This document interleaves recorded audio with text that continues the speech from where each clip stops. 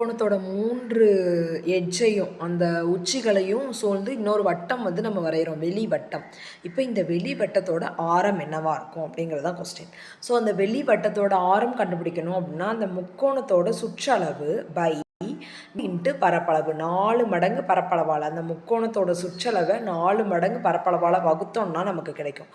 So சமபக்க முக்கோணம் எடுத்துக்கிறோம். இப்போ சமபக்க முக்கோணத்தோட சுற்றளவோட ஃபார்முலா 3a பை 4 மடங்கு பரப்பளவு. பரப்பளவோட ஃபார்முலா √3/4a².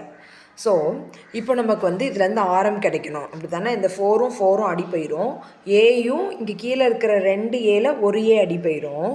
அதுக்கப்புறம் மேலே இருக்கிற ஒரு 3ல் கீழே இருக்கிற ஒரு √3 அடி போய் ஒரே ஒரு √3 மட்டும்தான் மீதி இருக்கும்.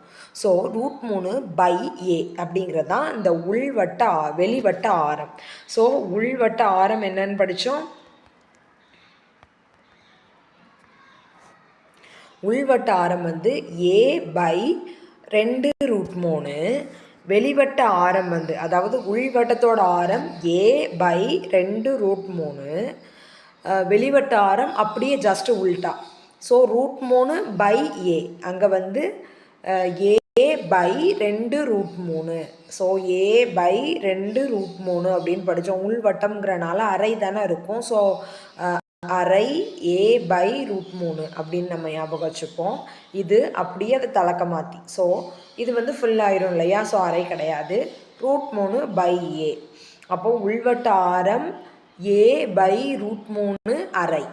So a/2√3. இங்கே வந்து மொத்த வெளிவட்ட ஆரம் வந்து √3/a.